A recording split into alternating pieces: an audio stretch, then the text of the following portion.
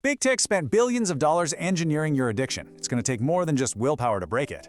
Listen, we are facing an absolute crisis of attention right now. It's basically a hostile takeover of our own minds. And if you've been feeling overwhelmed, scattered, or just generally mentally foggy lately, I really need you to hear this loud and clear. It is not your fault. Your ancient evolutionary brain is trapped in a modern digital environment that it literally wasn't designed to survive. So think of today's explainer as your personal jailbreak manual. We're going to deconstruct exactly how your devices are being weaponized against you, and more importantly, we're going to arm you with some ruthless, totally practical tactics to take your autonomy back. Let's dive in. Think about how crazy this is. In the span of just 2 decades, the mobile phone has mutated from this simple, clunky communication tool into a highly sophisticated behavioral engineering platform. Every single color, every red notification badge, every smooth swipe to refresh animation, it is all meticulously crafted to exploit biological systems that have kept vertebrates alive for 360 million years. You just can't out-willpower an algorithm designed by thousands of engineers whose only job is to keep you hooked. It's an unfair fight. So to fight back, we really have to understand the biology of the enemy. And that starts with dismantling a massive pop psychology myth. Let's talk about dopamine. You've probably heard it called the pleasure molecule, right? Well, actually, scratch that. That is completely wrong. Dopamine is a teaching signal. It's the molecule of more. It fires when you anticipate a reward, which creates this relentless pull, this craving that pushes you to chase after a goal. It creates the wanting, not the liking. The actual feeling of pleasure, that comes from entirely different neurochemicals. When we look at the reality of dopamine versus the myth, it explains so much. Algorithms hijack your dopamine system by using what behavioral psychologists call variable ratio reinforcement schedules. Now, if that sounds familiar, it's because it's literally the exact same psychological mechanism that makes slot machines so devastatingly addictive. Because you never know what that next swipe will bring, right? A funny video, a like, a breaking news alert. Your brain stays in this perpetual state of anticipatory arousal.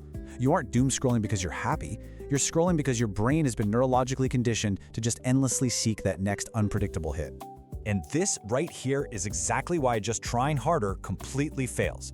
According to research by behavioral scientist Wendy Wood, roughly 43% of our everyday behavior is purely habitual. Think about that for a second. Nearly half of everything you do happens on total autopilot. Your hand just sort of drifts to your pocket, unlocks the phone, and opens an app before you've even consciously registered making a decision. Relying on willpower, which is a highly limited cognitive resource that drains when you're tired or stressed, is basically useless against these automated, neurochemically reinforced loops. So how on earth do we break the loop? Well, as James Clear outlines in Atomic Habits, the most successful tech companies relentlessly look to remove friction from their apps. They want to make engagement totally effortless. Food delivery, dating apps, social media, they all want zero friction. So to break their hold on you, you have to systematically reverse engineer this entire process. You have to deliberately add the obstacles back in. Enter our first major strategy, friction maxing. This is your ruthless countermeasure. And look, we're not talking about some weak temporary digital detox here. No, we are going to permanently re-architect your device so that an impulse to open an app is met with enough cognitive and physical resistance to force you into making a conscious choice. Let's start with our first weapon. Bright colors are specifically engineered to trigger your brain's reward system. Those red notification badges scream urgency, and vibrant feeds signal novelty. But research on app design reveals a massive vulnerability we can exploit. While a brightly colored image will hold human attention for 2 seconds or more, a black and white image sustains interest for less than 2/3 of a second. By simply stripping away the color, you instantly kill the visual dopamine hit that app designers absolutely rely on. The results of actually doing this are staggering. In a study of college students, and we all know that's a demographic notorious for astronomical screen time, participants who just passively switched their phones to grayscale reduced their usage by a massive average of 38 minutes per day. To put that into perspective, that is over 4 hours a week reclaimed, simply because their apps stopped looking like a glowing digital casino. The visual rewards of those colorful icons became totally unstimulating when they were just flat gray. I honestly want you to do this right now. If you've got an iPhone handy, here is your literal jailbreak protocol. Open up Settings, then tap Accessibility. Hit Display and Text Size, scroll down to Color Filters, toggle that on, and select Grayscale. Just like that, you are instantly neutralizing the weaponized color psychology of every single app on your device. You're turning a slot machine back into a boring, useful communication tool. And don't worry, Android users, your steps are just as quick. Go to Settings, hit Accessibility, then Vision, and switch on Grayscale. Remember, the goal here isn't to make your phone ugly just to punish yourself. The goal is to make it neutral. When your screen is gray, you use the phone when you actually have a distinct purpose, like checking a map or answering a text, instead of just getting hypnotized by the algorithm's colorful eye candy.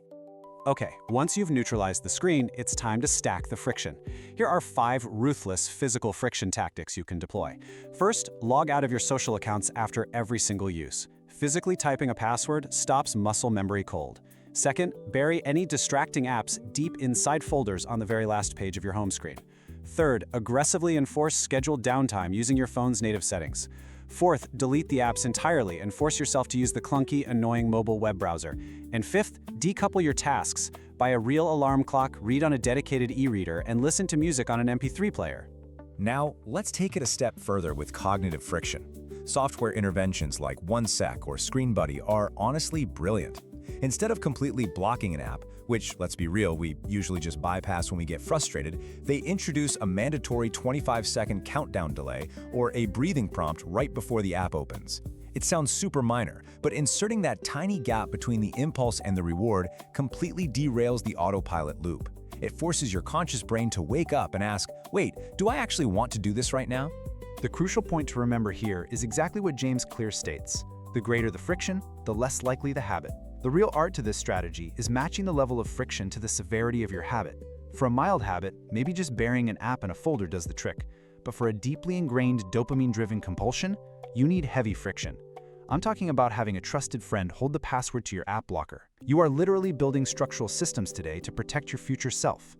All right, moving into digital minimalism, the counter-rebellion. Now that we've engineered friction, we need a core philosophy to govern our tech. Because this isn't just about deleting a few apps, it's a full-on, aggressive reassertion of your human autonomy. Digital minimalism forces you to wake up and recognize that cluttering your time and attention with endless digital tools comes at a massive, often hidden cost to your mental health and your productivity. The mindset shift here is huge. Think about it. The default mode for most people today is maximalist. If an app offers even the tiniest bit of convenience or a quick laugh, we download it without a second thought. The minimalist, however, is ruthless. They only allow a technology into their life if it is the absolute best tool to support a deeply held personal value. If an app doesn't serve your highest goals, or if the cost to your attention is higher than the benefit, it's gone, period. To actually make the jump from a maximalist to a minimalist, author Cal Newport prescribes the digital declutter. And let me be clear, this is not a relaxing weekend detox. This is a jarring, absolutely necessary 30-day reset. Step 1, you ban all optional technology for a full month. Step 2, you aggressively rediscover high-quality, real-world analog activities. Step 3, after 30 days, you reintroduce technology from a complete blank slate, forcing every single app to literally prove its worth to you before you let it back in. And the behavioral research illustrates exactly why this hard reset is so essential. Studies explicitly show that simple awareness or self-monitoring is incredibly weak against habitual tech use. Knowing you have a problem isn't enough to fix it. Instead, you have to actively reshape your interaction environment. Taking that 30-day break and then reintroducing extreme high friction completely shatters the automated engagement patterns that willpower alone could never beat. But I do have to warn you about something absolutely crucial: the void. When you rip these highly engineered apps out of your life, you are going to experience real neurobiological withdrawal. Your dopamine receptors are going to be starved. You're going to feel bored, anxious, and probably pretty irritable. So you must proactively fill that massive void with high-quality, demanding analog leisure. Go exercise, learn a tangible skill, go have deep conversations with people in person. If you don't intentionally fill the void with reality, the digital matrix is just going to pull you right back in. Please, internalize this reality right now. You do not have a willpower problem, you have a friction problem. Stop blaming yourself for failing to resist algorithms that were optimized by literal supercomputers. Forgive your past failures. Today is the day you stop relying on discipline and you start building bulletproof systems. You now have the exact blueprints to engineer your environment so that your default actions actually align with your real goals. So let's bring it all together, because it all builds to this exact moment, right now. You are sitting at a crossroads.